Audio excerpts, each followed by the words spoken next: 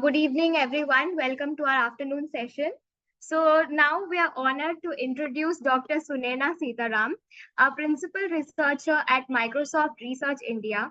With a distinguished educational background, Dr. Sitaram has completed her MS as well as PhD at the Language Technologies Institute in Carnegie Mellon University in 2015.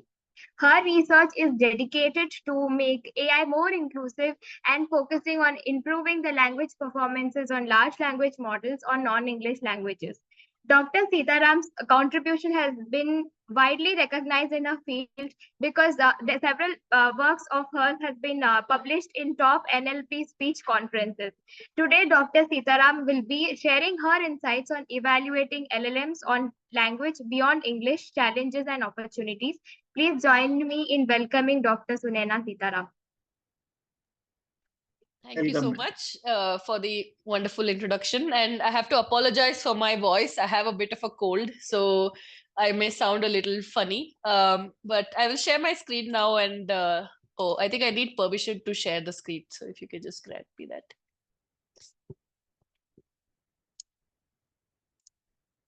Yes, ma'am. Now you can share. Yeah, now I can share. Yeah.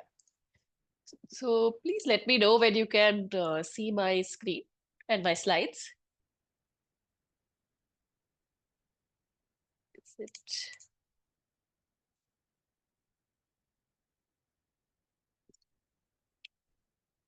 I guess it should be visible now.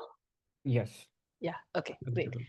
So thank you so much for inviting me to be part of this very interesting workshop. I saw the program, but unfortunately, I'm not able to attend it because I have too many meetings. But I'm sure the participants are benefiting a lot from it. So I'm going to spend the next, few. I guess I have an hour, but I won't talk for an entire hour. I'm going to spend part of the hour talking about some of our experiences since the last few years in trying to figure out how well these different kinds of AI models, including large language models, small language models, I just use these two terms together as LLMs, how these are actually being inclusive to the world's languages, right? And we were just having a discussion about tribal languages and languages of Africa, etc. And what we really want to see is whether we are further widening the digital divide between the languages that have resources and don't, or whether we are making progress in actually bridging that gap, right? And for us, like, because we've done work on evaluation, we want to look at the problem from the lens of evaluation. So I will describe some of the work we've been doing over the last 1.5 years since ChatGPT came out, although we have been doing evaluation work for much longer than that also. So let me get started. And of course, this is in collaboration with the wonderful team that we have at MSR India, also external collaborators, including product groups and other research groups as well in academia. So in 2020, there was a paper that came out from our lab, which had a very interesting title called The State and Fate of Linguistic Diversity and Inclusion in the NLP World. And this paper basically examined the answer to this question: how well do language technologies serve the 6,000 plus languages on the planet, right? And the way that they tried to estimate this was look at the resources that language technologies need. And this was the era of BERT and those kinds of models. And so if you remember, you needed a lot of unlabeled data, say from Wikipedia, and also some labeled data in order to fine tune those models. And so based on the amount of labeled and unlabeled data, they basically came up with different clusters of languages based on what kinds of resources they had. So depending on how much labeled data and how much unlabeled data is available for these languages, they came up with these 6 different language classes. And since all of you, work on low resource languages, you are not surprised by this finding that most of the world's languages are unfortunately not being benefited by language technologies because they don't have enough resources. And at this time in 2020, labeled data was still quite important. And to do any task, right, like POS tagging or sentiment analysis, etc., you had to usually collect at least some data in the target language to do that particular task, to build a model or to fine tune a model, etc., right? But after LLMs came, especially after ChatGPT made such a big splash, people started trying ChatGPT out in their own language. If you remember the old days of 1.5 years ago, people on Twitter would suddenly say, I tried it in my language and it works, and it's giving a response, etc. Right? So what does this mean? Does this mean that ChatGPT actually bridged that gap, or it was better than the previous generation of models in terms of linguistic diversity? Or, is it that things have actually become worse? Because as far as we knew, there wasn't much label data in other languages that went into these LLM trainings, although we don't know the details of the training, of course. So we wanted to answer this question, for these modern LLMs that are like ChatGPT or Gemini or Gemma or Llama, etc., right? What is the status of linguistic diversity and inclusion? How well are the different languages of the world being supported? And how do you even find out the answer to this question? Because it's a difficult question to answer, right?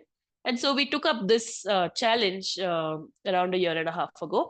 And I'll be talking to you a little bit about the work that we did from that time onwards. Some of that is very well known now. Some of the results are actually being used in taking a lot of decisions about multilingual model training, etc. today. But at that time, these were still new things. So I will go through those. And then towards the second part of the talk, I'll talk about some of the newer work that we've been doing as well. Okay. So, sorry about my voice.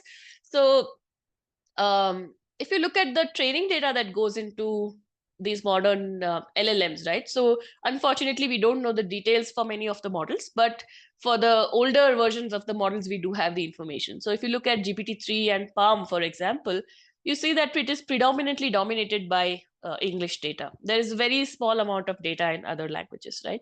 And if you look at other models like XLMR, which is the encoder decoder kind of models, or those kinds of models are actually have much better representation of the other languages. But of course, the amount of data overall is much smaller in those models. And then there are models like Bloom, which were specifically created to be multilingual models. So they have a much better representation of other languages. However, even in Bloom-like model, right, if you see 40% of the model is still English and code. And even the other languages, right, like Chinese is like 16%, French is 13%. So our languages like, Odia, Kannada, all of these would be like really, really small, slivers of data in the total data that exists in these models, right? So if you look at this picture, it is quite disheartening because it seems like, these models are not going to be able to support many languages, right? Just by looking at these kinds of distributions of data that are there in them. However, it has also been shown that even if you have a small amount of data in your language, say Odia or any other language, then cross-lingual transfer is still possible, and it is still possible for these models to perform reasonably in a particular language, right? So how do you actually estimate how well this model is going to perform on any particular language that you're interested in, right? So we did some work a few years ago, which I will not go into, but in case you're interested in looking at that, it was called Litmus. And this was work that basically looked at how to predict the performance of such models on any new language, if you have information about how the model was trained, etc.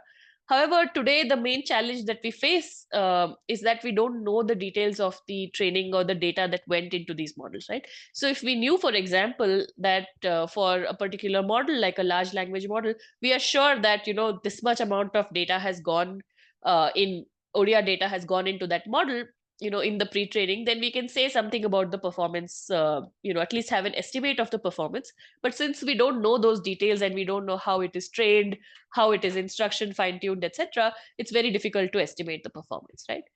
So, finally, we decided to just look at evaluation as the way to answer this question. And what do we mean by evaluation? So again, going back to, the time when people were trying out these models on Twitter and posting that it's working in my language, it's working in my language. Essentially, what they were doing was they were asking a question and then seeing whether there's a response in their language or not, right? And whether it is responding reasonably fluently in that language or not, right? So that is, of course, a dimension that we care about, like whether it understands what you say in your language and also whether it is able to respond in the correct language. We were talking about tribal languages. There are dialects, etc. So you also want to make sure that it is, responding in the correct variant of the language, correct dialect, correct, register, etc.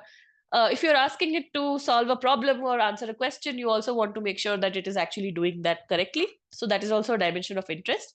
And then there are responsible AI kind of dimensions as well. Like it should not be outputting anything toxic. It should not be outputting any biased content, etc. It should be calibrated. It should have reasonable confidence about what it is saying before making, a prediction, for example.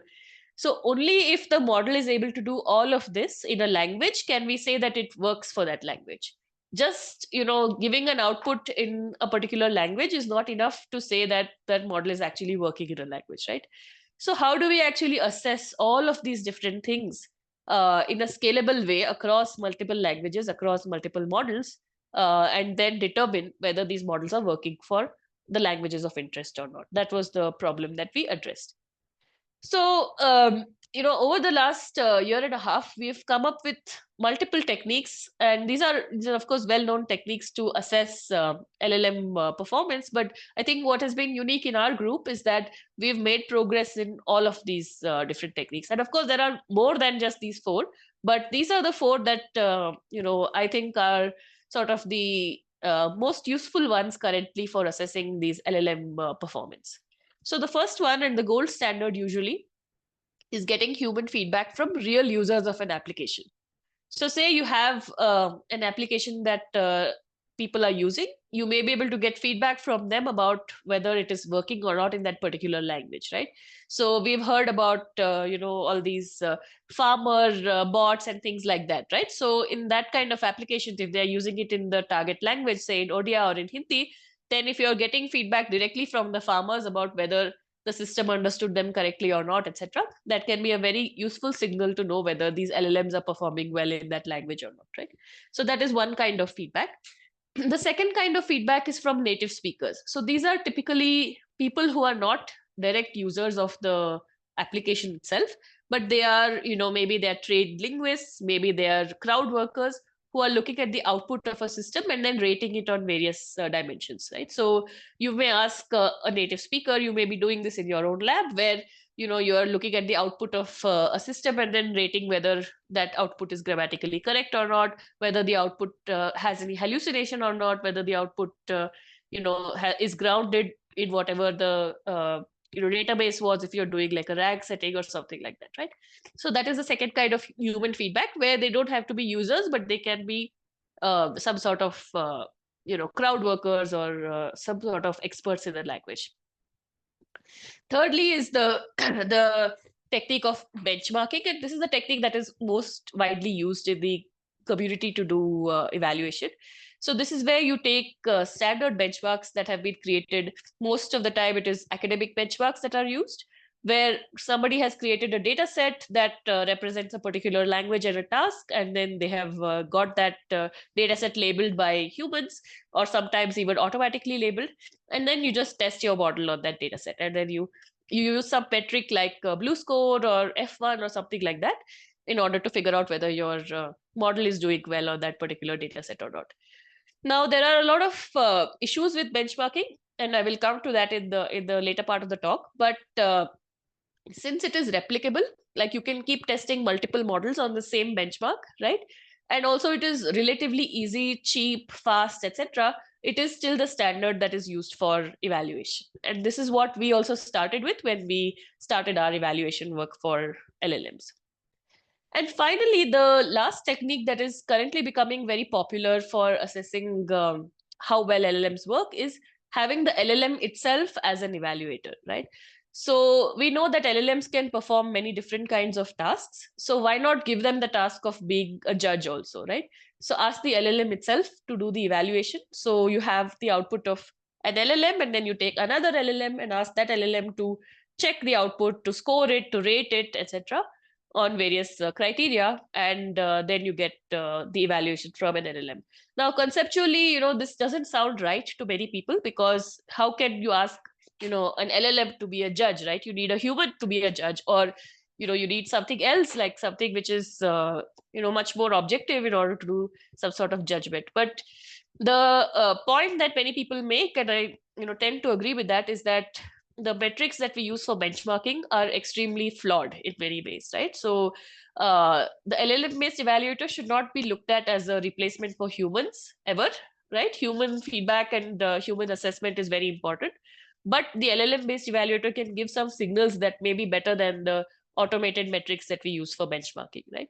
So I would put it somewhere in between benchmarking and humans, somewhere in between, although they have all sorts of biases that need to be kept in mind. So I will talk about how to actually sort of get the best of both worlds. So in our group, we've actually made progress, as I said, in all of these different dimensions. So we do have products that are available now in multiple languages, where we have customers and we get this human feedback directly from the customers themselves. So this is the M365 copilots. So basically, these are GPT-based systems that are embedded inside Word, PowerPoint, etc. And people are actually using them in multiple languages now. The Pariksha project I will talk about later. And for benchmarking, which I will describe now, we basically did a whole bunch of multilingual benchmarking recently, and we've published that last year and this year. We've also made progress on LLM-based evaluation, as I mentioned, and I won't be going into that during this talk because that would be its own talk. But if you're interested, you can take a look at the papers that we have on that as well. So overall, because we have made progress on all of these dimensions, we consider this to be the most comprehensive, holistic evaluation currently that exists for languages other than English. So let me go into the first part of the talk, which is the benchmarking part. So I'll try to spend 10-15 minutes on this, and then I'll go to the second part, which is the Pariksha part. I also want to leave some time for questions at the end. Okay, so when we started the benchmarking work, which we refer to as MEGA, we wanted to know how well these LLMs do on languages of the world, right? And as I mentioned, languages of the world are 6,000 odd. So it's not possible to test on all the 6,000, unfortunately. Many of them are not even written languages, they're only spoken. So how many languages could we test on? So initially, we chose a bunch of data sets that covered around 60, 70 languages. And we chose the data sets in such a way that they covered different kinds of tasks. So if you remember in the previous slides, I mentioned what are the different dimensions that we look for when we are doing evaluation, right?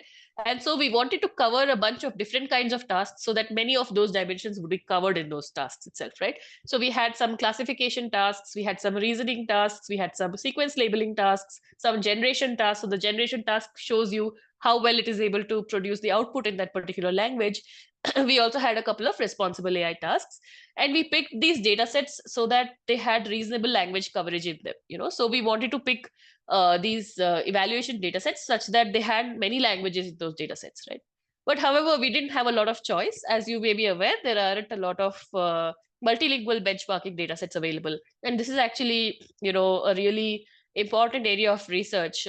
If you have people who can actually speak multiple languages, I would really urge you to try and create some really good benchmark data sets in those languages. So if you look at the language family distribution that we had, we did have many data sets that covered the Indo-European languages, but for the other languages also, we tried to find data sets that had at least some coverage in them so that we could get an idea of how well these LLMs work in those languages also. So finally, our setup looked like this. So for the mega work, we evaluated the GPT models. So at that time, it was GPT-3 and GPT 3.5.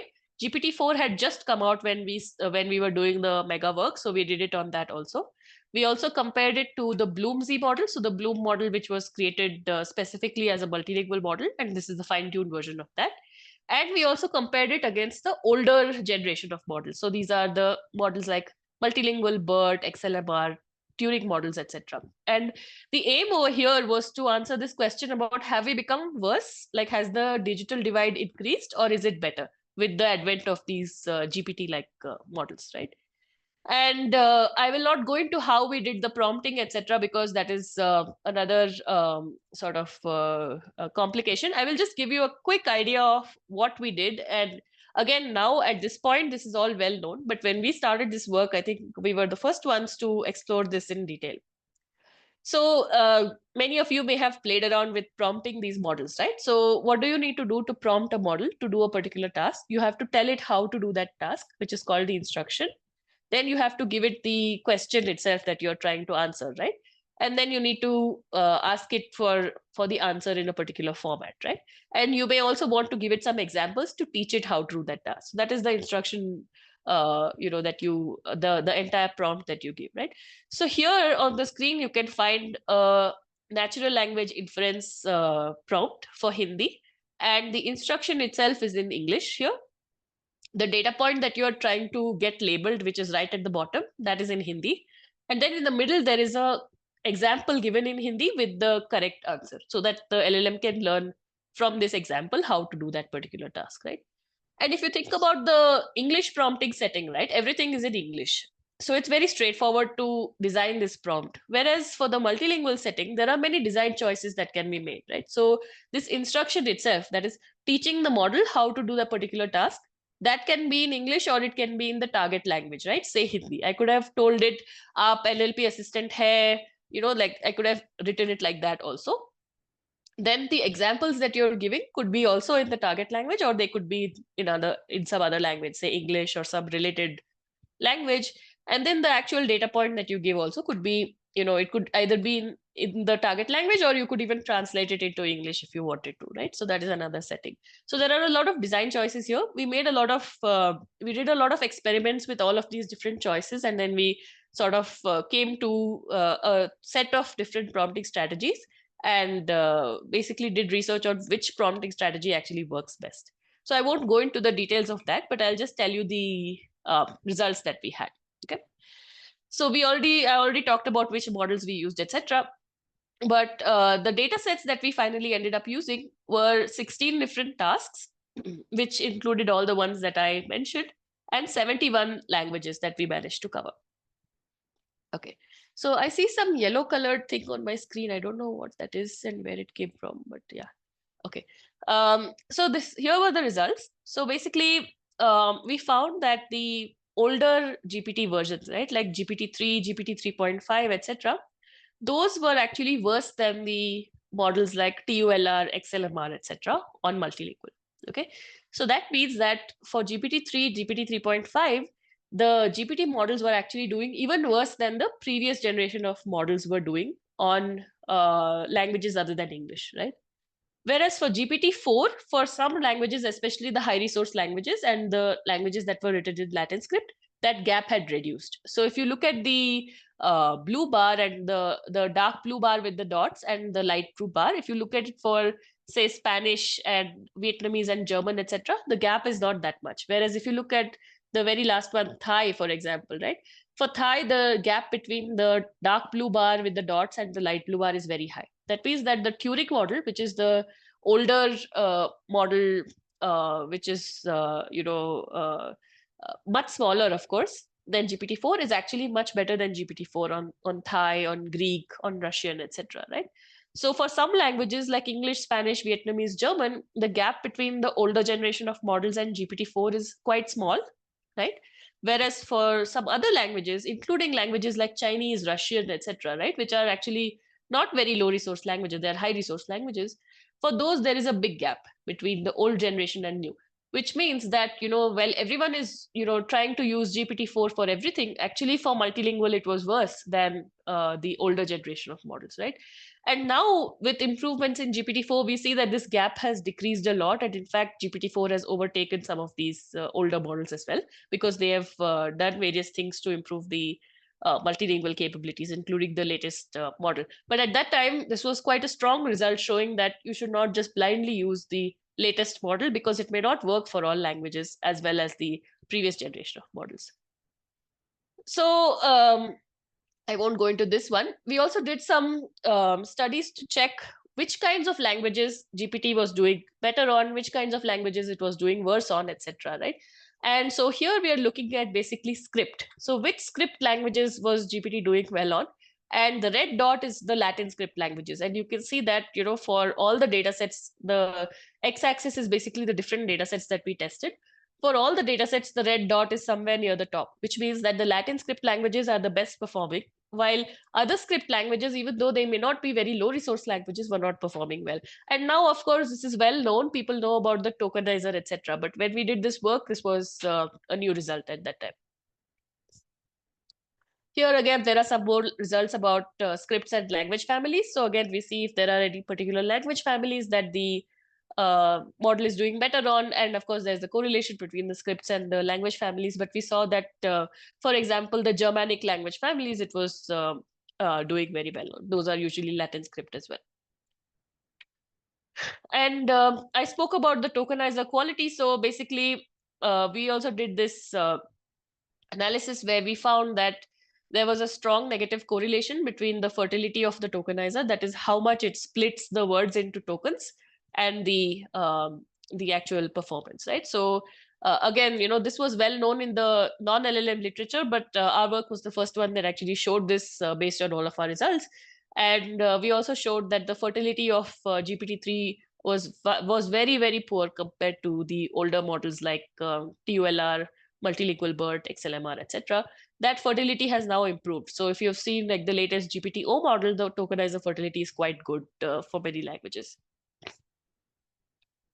There were also some interesting results that some of our colleagues at the University of Washington did, where they showed that basically it's not just that the performance decreases because of the inefficiency of the tokenizer, but the cost can also increase. And if you remember at that time, people were paying, even now to a certain extent, right? You're paying per token usually.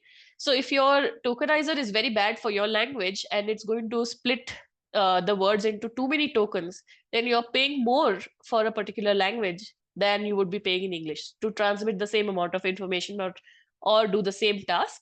You're paying much more. So this graph on the right basically shows that for a language like Telugu, you're paying almost 4 times as much as you would pay for English in just doing the same task, because the tokenizer is splitting it into many more tokens in Telugu and you're paying per token basically. So it can have other kinds of effects as well. So generally, what we found with the mega work was that LLMs are, now actually they are on par with the older models, are slightly better than the Turing models, which were the best models in the previous generation. And we also found that unfortunately the Bloomsy model was not very good. So that was meant as a multilingual model, but in our analysis we found that the GPT model was much better than that one. And among the GPT models itself, we found that GPT-4 was just much, much better on multilingual than the previous ones. And as I already mentioned, for Germanic Romance languages and Latin script languages, the performance was best. So in this work, we basically saw, I won't talk about this. We also checked for this phenomenon called contamination, which is where basically the data set is seen by the model during training. So it could be that GPT-4 is so good because it has already seen all the data sets that we tested out during training. It has already trained on the test set, which is like cheating. And so we also tried to estimate how many of these data sets are contaminated. And I will come back to this point of contamination later when I talk about Pariksha. So I won't go into this. After Mega, so I will just spend 5 more minutes on this. We went on to another study, which we call Megaverse. So this is basically just expanding the models and also to a certain extent expanding the data sets, but doing the same kind of benchmarking analysis that we did. So by the time we finished this mega work, a whole bunch of new models had come into the picture, right? So if you remember, there was Palm 2 at that time, Llama 2 had also come, Mistral had come, Lava had come, which is multimodal version, GPT Vision, etc. So we wanted to do this kind of benchmarking, not just for the GPT models, but also for other models. And so that is what we call Megaverse. And we increased the number of data sets slightly to cover a few more languages. So in this one, we actually had a data set which covered quite a lot of African languages as well.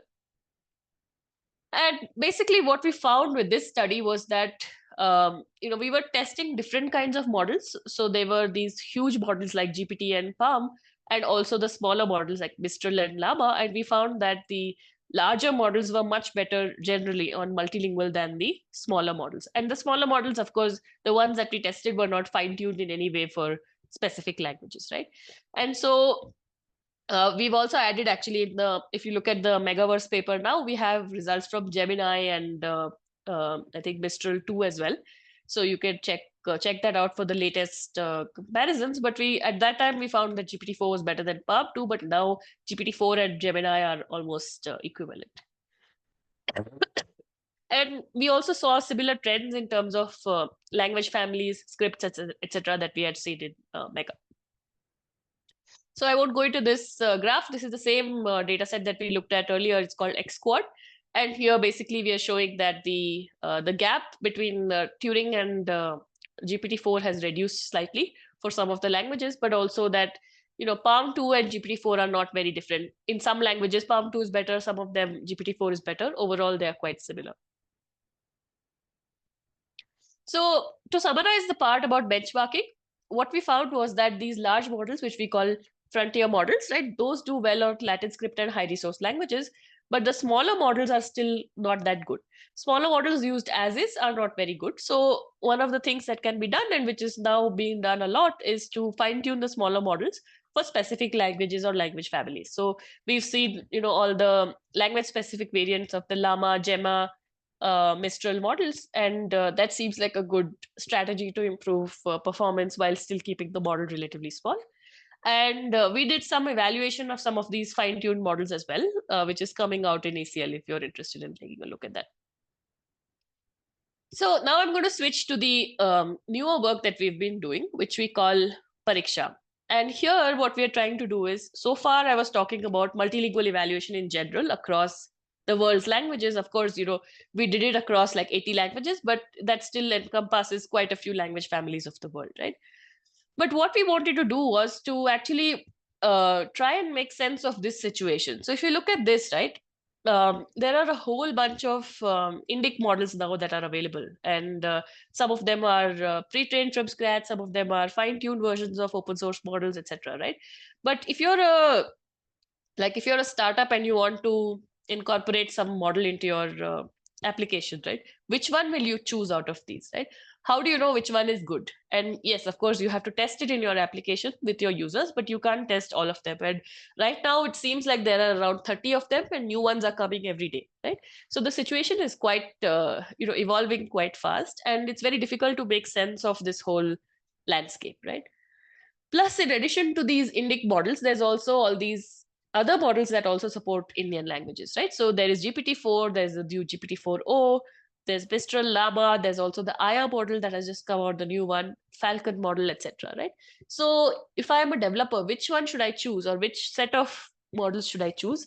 If I'm a model builder, how do I know that my model is actually better than the other models that are already out there?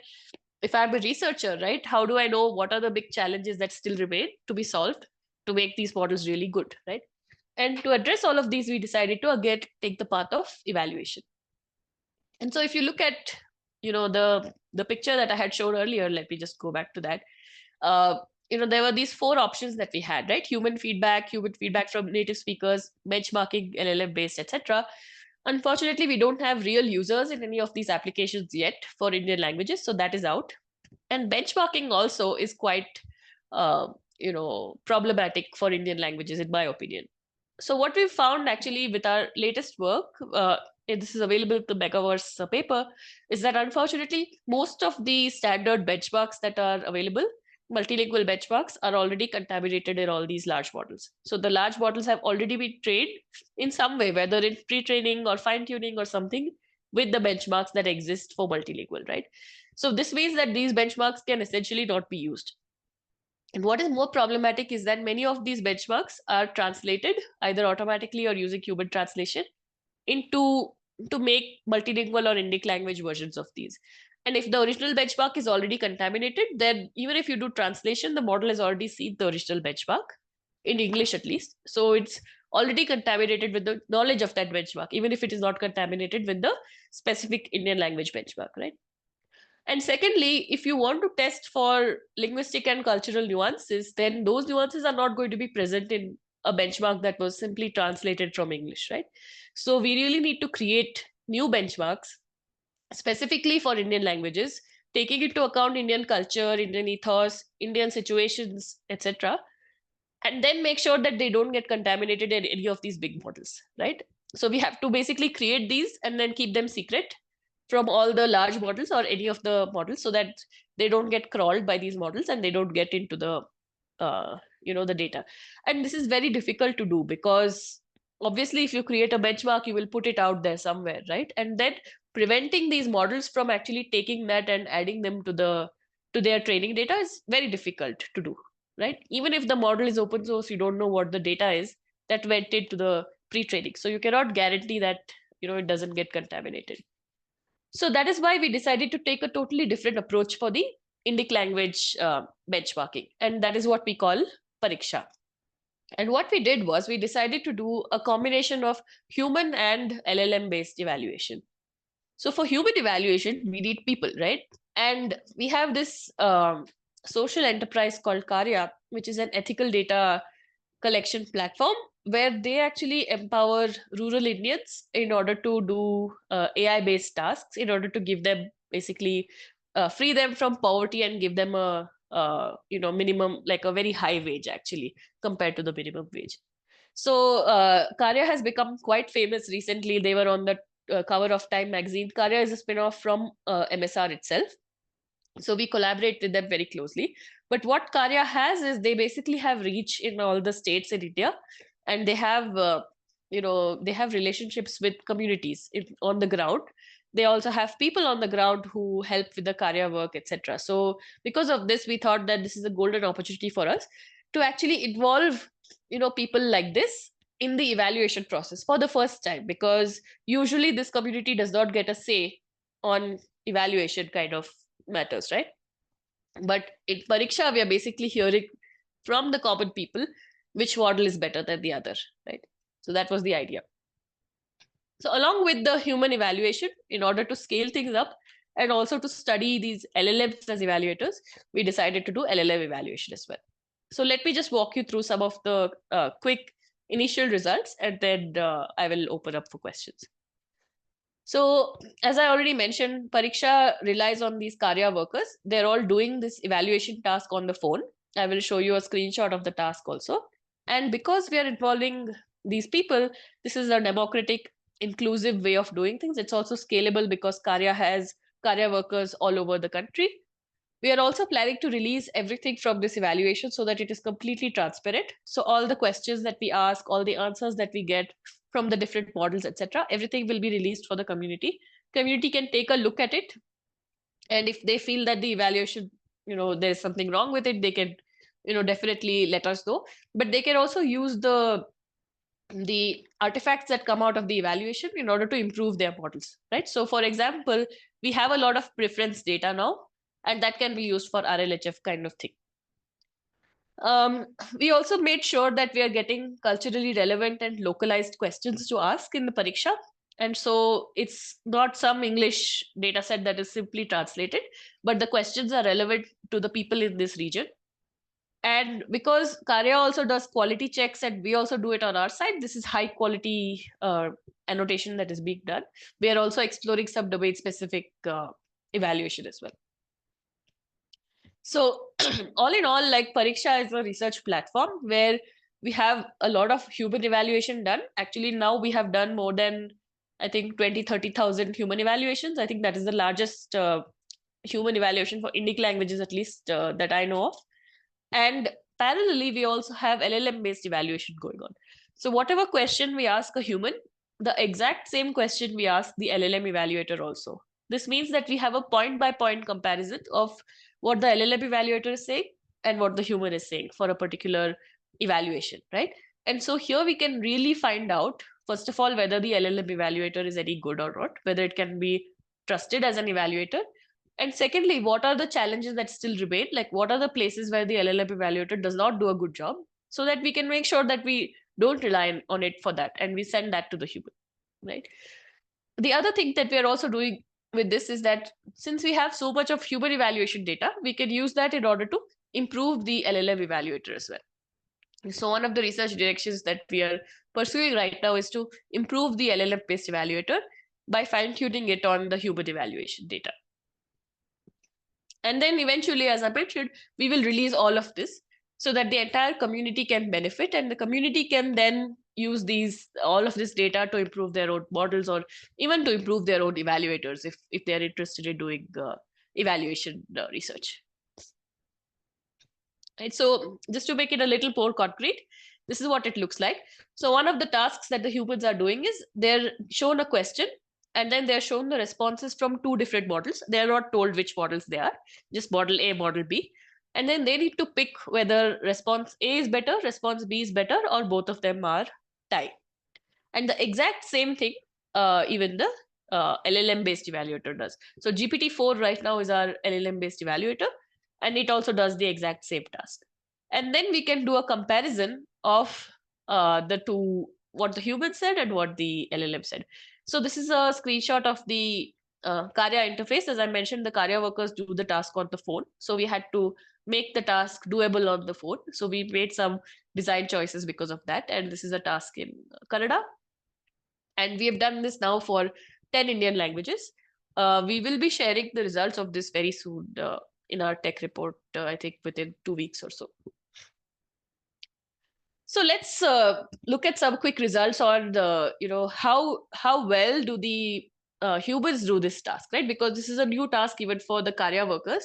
So how good is the inter-annotator agreement? So we made 3 humans do the same task in order to calculate the inter-annotator agreement. And we find that it is not too bad. Like, we have moderate agreement. For some reason, we have lower agreement on Hindi. So we are actually seeing what happens in Hindi. But we have moderate agreement among the 3 humans who do the task. We also get explanations from the humans. So the humans cannot type on the app because it's compulsive to do that. But what we do is, when they make that choice, right, A is better, B is better, or both are tie, we ask them why they thought so, and they do a recording of their reasoning, and then we can run the recording through the ASR system for the language that they're speaking and get the, slightly noisy, but we can get a transcript of whatever they said. We also do consistency check. So position bias can be a problem where, people prefer always the option that comes first, right? Or the option that comes second, right? So we also flip the option to see whether they are being consistent or not when they pick the options. And we find high consistency for most of the languages among the humans. What about human versus LLM, right? So the same task is being done by humans, same task is being done by LLM evaluator also. What is the agreement between the two? So we find that, again, there is moderate agreement between the human and LLM evaluator. So for the languages that we tested, we are doing this on 10 languages now, including Odia. But for the other languages that we tested, for Kannada, there was very good agreement between humans and the LLM evaluator. And even for Hindi and Telugu, it's quite decent. But for Tamil and Malayalam, the agreement is a little low. So this means that LLM evaluator is not agreeing with the human evaluators for both Malayalam and Tamil for some reason. And again, we need to dig into why that is the case. So I'll show you, I'm going to end with a couple of leaderboards that we have. So this is the Kannada leaderboard for the current round of Pariksha that we are doing. And on the left side, you see the leaderboard that is created by human evaluation. So this is based on what the human beings are saying, and on the right side, it is based on the LLM evaluator. So this is based on what the LLM is saying when it does the evaluation, right? And so you can see that for both the leaderboards, Lapatri is on top right now. And there is a little variance in the ranking of the leaderboard for Kannada, but overall it is quite similar. So the Aryabhatta models are pretty much on top. GPT-4 is higher on the LLM evaluator leaderboard because there is a known bias of these LLM evaluators to prefer their own output. And so GPT-4 itself is the evaluator here. And so it prefers its own output and puts GPT-4 higher on top. But we see that even the humans, like GPT-4, like it is on 4th place. And then in the middle, there are a bunch of, models that are fine-tuned on different open source model. So for example, I think there was a talk by the Navrasa, people who created Navrasa, for example. So that is somewhere in the middle. And then at the bottom, we find the, non-fine-tuned SLM. So you find the Llama 2, Mistral, Gemma, etc. at the bottom. So that means that, the Indic models that we are fine-tuning on top of these models, they are indeed better than the non-fine-tuned versions. And even the humans agree with that, and even the LLM evaluator is saying that. This was for Kannada. Now, if we look at Tamil, right, the situation is slightly different. So for Tamil, as I showed you, the agreement is not very good between humans and LLM evaluator. And we see that in the leaderboard, where the rankings are quite different. So Llama 3, according to humans, again, even for Tamil, Llama 3 is at the top, just like it was for Kannada. But for the LLM evaluator, it is at 4th place. And I think the Aryabhatta, one of the Aryabhatta models has gone down, whereas for LLM, for humans, it is still at the top. Navrasa is also quite high up for Tamil for humans, but it's high up for the LLM evaluator as well. But even here, you see that, for example, at the bottom, there is still Gemma, Mistral, Llama. And here also you find Gemma, Mistral, Llama at GPT 3.5 Turbo at the bottom. So even though there is some disagreement, especially at the top, overall, there is reasonable agreement even here. It's not too good, but it's not completely different either. So I'm going to end here with some future work that we are doing, like current work that we are doing. You can find a lot of details about this analysis and what all we have done in this tech report that I have linked to. But currently we are doing these 8 other languages, and we will be putting out results for them, including Odia, in another couple of weeks. So you can take a look at the tech report itself for updated results. And we're also doing another kind of evaluation. So the one that I described to you was the comparative evaluation, where basically they look at the output of 2 different systems and decide like A is better, B is better, or both are tied. We are also doing individual evaluation, where they look at just a single answer and then rate that answer on a different metrics. So that evaluation is also currently going on. So we will have much more human evaluation actually of these of all of these different models. And we are doing extensive analysis, as I mentioned, on the human versus LLM. So where is the LLM going wrong? Like, where is it not agreeing with the humans? We're also doing the human inter-annotator agreement as well, because some of these things may be subjective and humans themselves may not agree on the evaluation, right? So we need to also check what is the diversity of opinion that we get from the human annotators that we have. And we are also exploring. So right now, the evaluation that we're doing is quite generic. The questions that we are asking are quite generic, but we are also thinking about domain specific evaluations like medical domain or law, legal domain or agriculture, etc. So we will also do that in subsequent rounds of pariksha as well. And we're also thinking about how often to do these rounds of pariksha. So we've completed one pilot and we are doing like the first big round of pariksha right now, which is almost complete.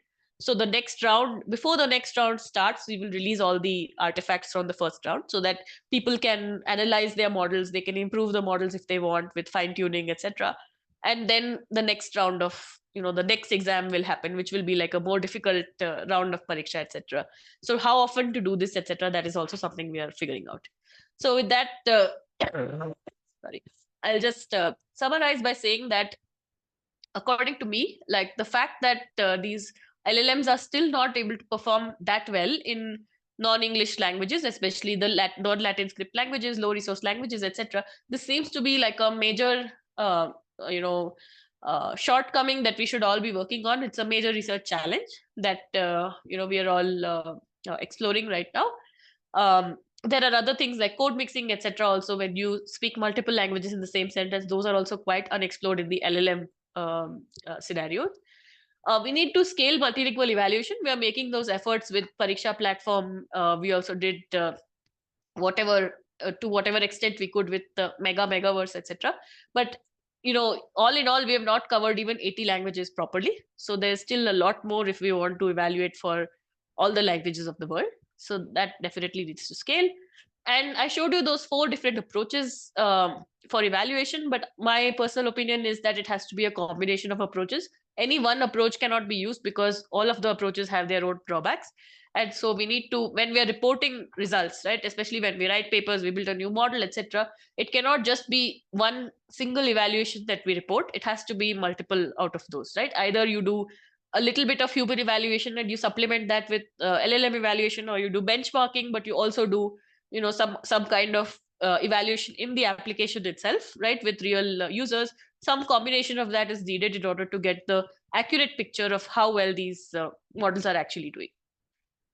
And one of the opportunities we have with systems like Pariksha is that, as I mentioned, that population doesn't always have a say in LLM evaluation, but that population is also not well represented on the web because they don't really, do a lot of creation, like they don't write Wikipedia articles, etc. Right? So through these kinds of approaches, how can we actually infuse their knowledge, their preferences, etc., in these LLMs, right? Even if those people were not represented in the original crawled data of the LLMs, their opinions can still be infused into these models through doing evaluation, through using RLHF, etc. So those are the directions that we are pursuing.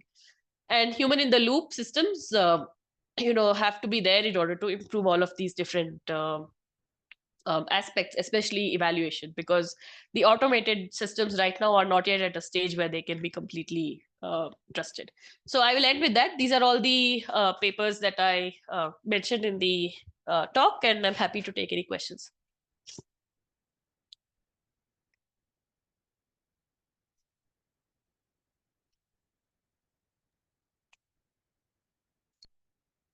So I'll just stop sharing my screen. Yes. Thank you, Sunayana ma'am. Sure. So now any questions, Samya, from your side or from any participant? Hi, sure, I can go first then. First of all, thank you very much for the presentation, quite insightful. And I must say, I've been following yours and your group work for quite a long time. Really impressive work. And Thank you.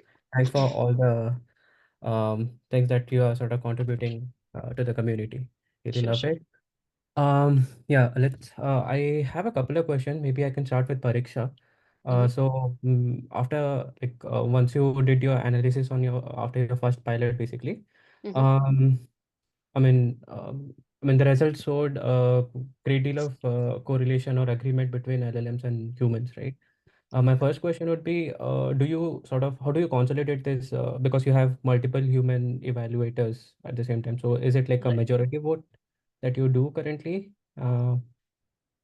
Yeah. So for the LLM versus human, we do the average actually. So we take the Ah, average of the humans and then we compare against the LLM. That may not be mhm, ideal because if there is a lot of variation, right, among the mhm, humans, then we need to take that into account somehow in order to, in order to do that, what do you call it, comparison okay, between the yeah, two, right? got So it. there is something there so in Hindi, we are still analyzing. We find that the agreement between the LLM and humans is okay because it's the average of the humans, but the human agreement itself is not great. Okay. The three annotators, the human annotators, are not agreeing that much, and we are trying to find out why. Like, is it because we didn't give the instructions properly, or it could even be because it is Hindi, it is people from different parts of the country, Mhm, and mhm, so somehow that has played a role in it. Or is it that the questions that we asked were not very specific or something like that? Something has happened in mhm. Hindi which is unexpected, so we are looking at the results to see why that happened. And how big is this evaluation data set size like the data Yeah, so distribution? the prompts that we used for the pilot and the first round are quite small because we did this NC2 kind of thing where we compare every model to every other model. So the Mm-hmm. questions themselves are very few in number. So there are like 30-40 questions in all, including both. But the number of evaluations are very high because we do each model with all the other models. So each model is compared to the, all of the other models, and so that blows up a lot. Now what we are doing in the next round is we are doing these individual evaluations, which are not the pairwise comparisons. It's just one data point at a time. So here we are actually doing many more questions. So next round, which we will do probably next month, we will have on the order of 1,000 questions. Great. Yeah. All right. Uh, so my second question was basically regarding benchmarking of Mhm. the rather so-called bigger polyglot model. For Mhm. example, Aya. Mhm. Have you tried benchmarking these models and maybe Yeah. benchmarking some of the newer architectures, for example, the Yeah. mixture of expert architecture or Mamba for that matter, Yeah. in Megaverse? Yes. Basically, So I think Megaverse, the latest paper or archive or something, or even the published one that will come out in NACL, that I think has Mixtral in it. We haven't Mhm. included Aya yet, I think. So that is Aya we will include in the next round of Pariksha because it's very relevant for us, but we haven't done the full benchmarking of AI yet, I think. I have to check the Megaverse final result to confirm that, but yeah, we I haven't see. yet. Um, so I think when we were doing the Megaverse experiments at that time, it had not Yeah, yet come out. It had just come at that time, and then we did add it in. I think that's what happened. sure. Because it would be really interesting to understand if there's a sweet spot existing between, trying different Yeah, architecture, model architecture, for example, mixture of experts, if they yeah, do something very differently, yeah. So I think or what we found with Mixtral at least is that the Mixtral performance was similar to the Mistral V2 performance. That is what we found in Megaverse. see, Yeah. interesting. Yeah. Okay, I V3 have. we haven't yet tested. Mistral V3 we haven't yet, because it just came out, right? Like a few days Mhm. ago. So yeah, that we haven't tested yet. All right. I have one more question, but then I'll Yeah. probably go. Yeah. I think there's something in chat. Let me see. Sir, may I go for one question, please? Yeah, yes, Libya, ma'am. Sir. Thank you, sir. Hello, ma'am. It was indeed Hi. a useful talk. And in fact, right now I'm working in one of the talks where I'm working with the low resource language like Odia, and we are doing in our team as from scratch. We are collecting from the ground level from the Odia websites itself. But what I found was that, ma'am, actually even the native speakers, when they write the review, they do in the English, although Yeah. their context lie in the Odia. Yeah. So in that way, doing data augmentation for data creation, will it a real contribution towards data set creation benchmark setting? Like back translation, suppose doing the Odia to English, then back to Odia, it will Yeah. work. But will it, and even one another point, when we do the find the kappa score, Clehan's kappa score, all the score, although it was reasonably good, but thing is that it's a particularly biasing towards. Yeah. So how to come out from this type of challenge, particularly for Odia language? Yeah, I don't know no easy answers to that, but I mean any data that you collect is always useful in some way or the other. But I think now we have to think about, given that these huge models have already scraped the entire web, probably, right? Of course, the proportion of data of English is just huge compared to all the other um, languages, right? What is the most important data that we can collect with our limited resources that will actually be, not present in the models that have scraped the entire web, right? So I think that is a useful thing to consider. But for certainly for benchmarks and things like that, language specific data is very important. Your point about people not writing in their native languages, right, like reviews and things like that, that is true. I mean, I think people are not used to using especially technology in their Of native software languages, indeed, because right? typing in Odia is not available in software. That's a true. Right. So, I mean, and also, there are historical, cultural pushes towards learning English, all those things are there. So, that is why even for the Karya workers and all that, right? We don't expect them to type things in their native language, because it's very difficult for them to do that on their phones. And they may not have like the most sophisticated smartphones also, which have like really good touch screen and all that, right? So then we ask them to speak instead, and that is something we have found. People, even though they may not type, they are very willing to speak in their own language. And so collecting a lot of speech data and having a good way, like, of course, even for that you need models, right, in order to do speech recognition and then transcription, etc. But somehow making use of the spoken data in these models, like especially now that these models are becoming multimodal, right? So can we use spoken data in some way in order to infuse that language capability in these multimodal models, even if the model itself did not have that language capability, right? I think those things also can be thought of as important contributions for data collection, at least. Yes, ma'am, it is. And just for ma'am, existing English model, suppose I want to the same LLM model for fine tuning. So 5 to 6,000 samples in pure Odia, is it enough to have a good result? So that's the thing, right? What is the result that you're aiming for, right? So if you're aiming for bettering on a benchmark, then yes, sure, you can just create data that is similar to the benchmark, and then you will get good results on that benchmark, right?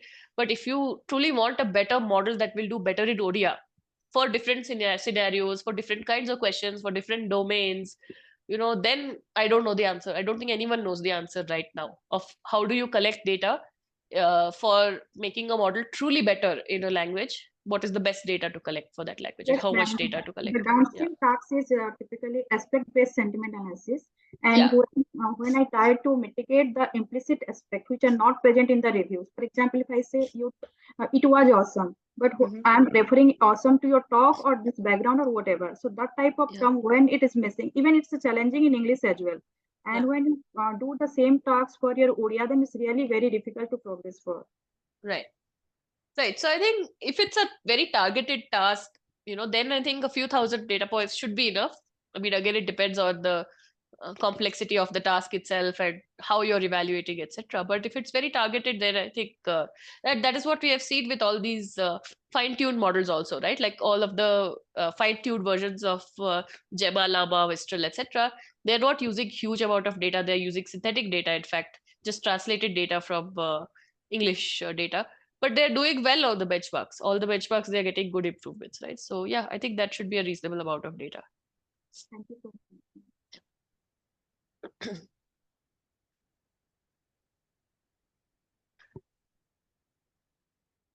Yes, Soumya, you have some questions. Yeah, Soumya, you I think have some questions. someone else from the audience also had a question. Yes, Not sure if yes. they want to go. Now had raised his hand for a while, but he's not there in the meeting. Actually, I'm here. Okay, yeah, please go ahead. Please go Ma'am, I have one question.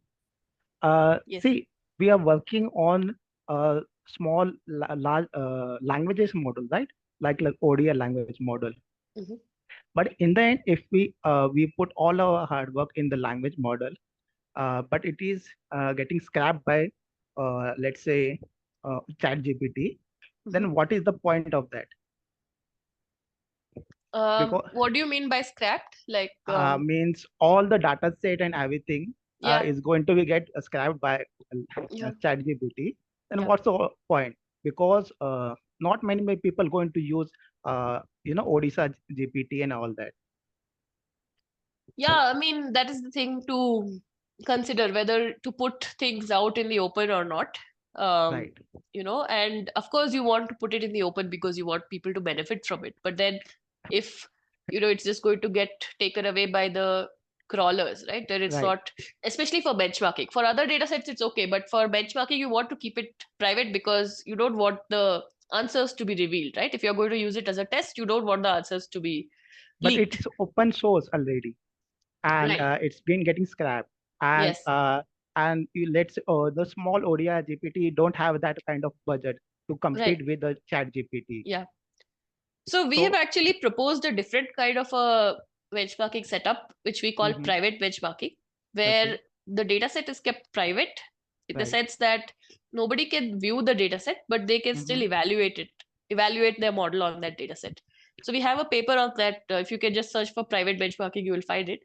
But that is a system that we are trying to pilot for this kind of situation where you want people to access your data set, but you don't want the crawler to come and crawl, or if there is any malicious party, right, who wants to cheat on the data set, like they want to show their model is better, so they will just somehow tune their model and make it better. Will it So still they be can an prevent that. open source if it's kept It can privately?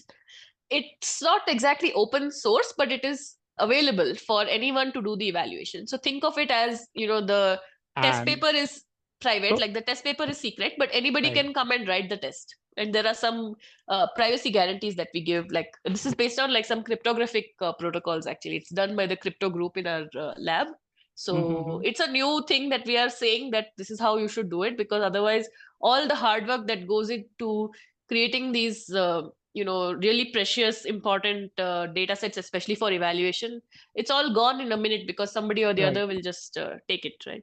And it's not just during the crawling phase, right? It could be like some engineer who is fine-tuning the model, right, sees Right. that, oh, there is this Odia data set, let me take it and put it in the fine-tuning, right, to make it better, right? And their job is not to, I mean, their job is to make the model better, right? They don't really Exactly. care You whether have, it's you're also yeah. spending money on the pariksha for the people, for small people, right? and somebody That's else can true. get it all the data for free. That's true, but that is intentional. So we want to release the data for Pariksha. So Pariksha Right. is meant to be something where we do the Pariksha and then release Uh, everything so that the so community can benefit. well, So as yeah, a Microsoft, you can afford it, but what about right, others? right. Absolutely. Agreed. Right. Yeah. Okay, sure. Yes, Joya, raise your hand. Yeah. Yes, ma'am. Actually, you discussed about the inter-annotation agreement that if Yeah, there are different human annotators, there is no guarantee that everyone will have the same point of view towards the data. absolutely. Yeah. So, is the which inter-annotation score would you prefer for if I'm trying to do absent? To It which depends. an So it depends on how subjective the question is. So that is something we are still analyzing, like which. So we have a little bit of categorization of the questions that we have asked. Some may be more subjective than others. Some are very factual. So ideally, everybody should agree, right? And some of them are much more nuanced questions. So those we may find the differences, and there it's okay. Actually, it's good that we are getting diverse viewpoints from the workers. So that means that the way that we measure the agreement between the humans and the LLM evaluator has to change, because the LLM evaluator, if it doesn't agree, it's okay, because even the humans don't agree, right, with each other. So it ma'am, depends but on the kind if of question. Yeah. ma'am, but if the humans don't agree, like, Mhm. is there any way to come to a general conclusion? Um, Again, depends on the kind of question, right? So if it is something very, very subjective, right, then you don't expect the humans to agree. So you may just pick like the average, or you may pick, if there is a majority vote or something, then you can pick that. Otherwise, you can just keep that as something that is very subjective and humans will not agree. So you disregard that from the, or from the calculation that you're doing for agreement, basically.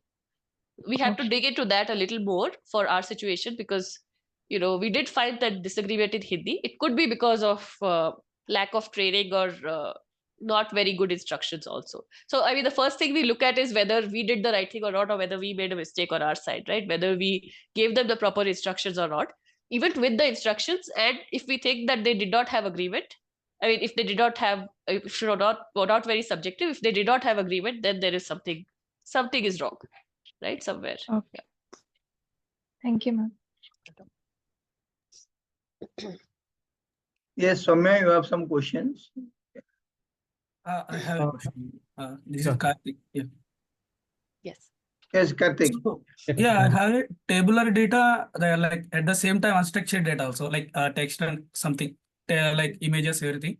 So in what so how can I fine tune like that? So because structured data means like we can go with ML model, something like that, right?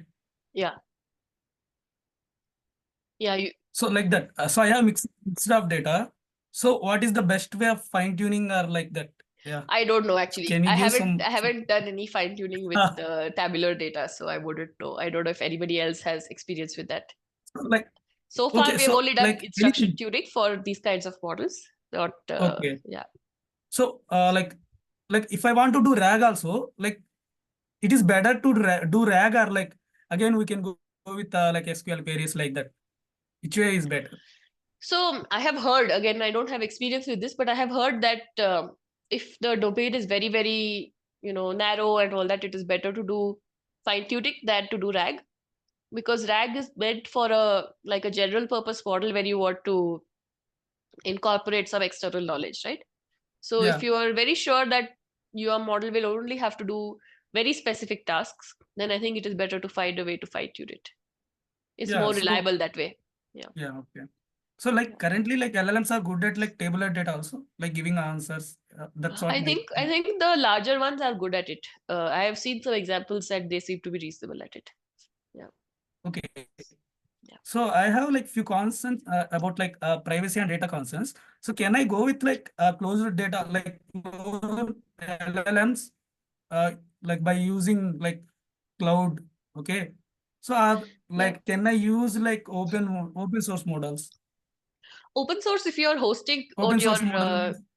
if you're hosting them on your own, then it's perfectly fine, right? There are no privacy concerns because the data is not going out anywhere. It's going to stay within your own systems, right? But some So- of the cloud So there providers. is a chance, right?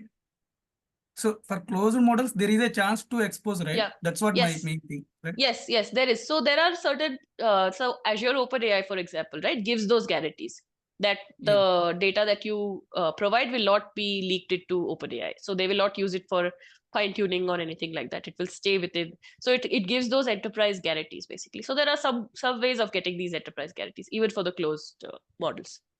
Okay. Yeah. Yeah, like, can you suggest some open source models best, like which are like currently, like I'm not getting like which to use, which one to use. That's the problem we are trying to solve, right? Yeah. So I can only suggest for Indian languages right now.